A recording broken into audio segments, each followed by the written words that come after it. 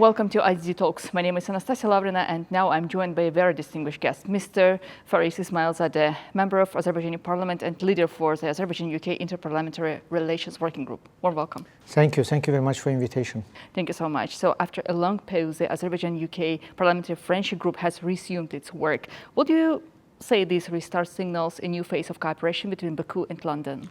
Thank you for this question. Indeed, there was a little pause in the work of bilateral groups in UK Parliament. It was related to the fact that some changes took place in UK Parliament, some procedural changes, and the countries need to create parliamentary friendship groups in a different way now. There are different rules, different standards, and different procedures.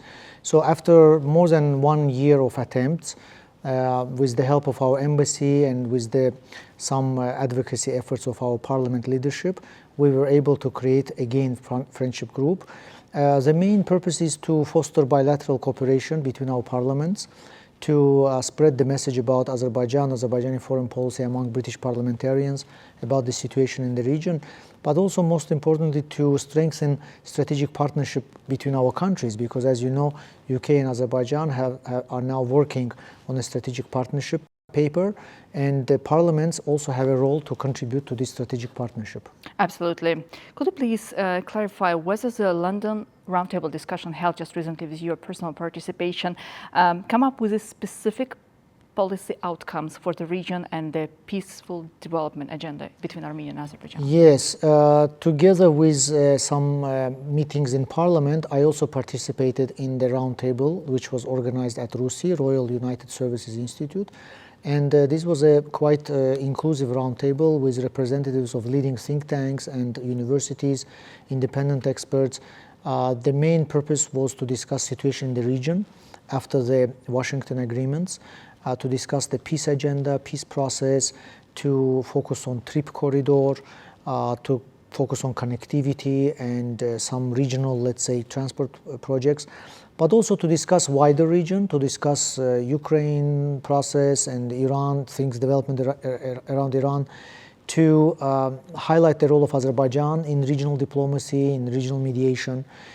We have also mentioned a lot about Central Asia and how Central Asia and Azerbaijan are now working together. And the final outcome was that we also discussed the role of UK in these processes and UK companies, how the peace in the region opens new opportunities for UK companies, for investments, for technology transfer, for let's say some participation in new regional projects. So that was the main focus of discussions at the RUSI Institute. Very interesting. And you yourself personally following the processes in the region of the South Caucasus, in particular the growing attention of Washington to what is happening here with Zangezur corridor, or how it's being perceived in Washington-Trump corridor. So what is your personal expectations from this? I think that now we are witnessing a very historic moment in the regions. We are working on peace process, and there are a lot of expectations that it will be signed in 2026. We are working on regional connectivity projects. Washington is back into the region. Washington is investing in trip corridor, as they are investments, there are security, let's say, provision, there are technology transfers. So all of these are changing the region. We have a chance to build peace and prosperity in the region. We also have a chance to use latest technologies. As you know, Azerbaijan is working on a strategic document with Washington as well, and part of this document is dedicated to technologies, AI, data, big data, and some other latest technologies that Azerbaijan needs to learn from the West. So I think that we are very optimistic about what's happening in the region and what kind of results it can produce for benefits of the people. And one more question to conclude, to sum up.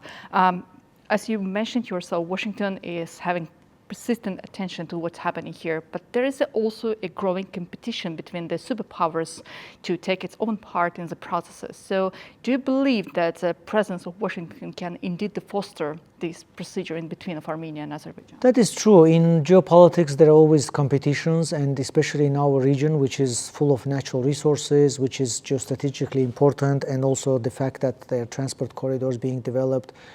So there's a certain level of competition, but you know, Azerbaijan pursues a type of foreign policy which is inclusive, which is multivectoral. We build relationship with various actors. We believe that working with multiple actors can be complementary to each other. So for example, just to give you an idea, in 2025, Azerbaijan made very important steps in bilateral relationship with Washington, but at the same time in April 2025, President of Azerbaijan visited China and signed strategic partnership with China, and there's now a lot of investments and technologies coming from China. We also work very closely with Arabic countries. You know that Masdar company of Emirates and Akko Power company from Saudi Arabia is also investing in Azerbaijan. So there are different stakeholders, different competing, let's say sometimes competing but sometimes complementary stakeholders, and Azerbaijan is open for collaboration with everyone. Azerbaijan favors the projects that are mutually beneficial, which are not aimed against third countries.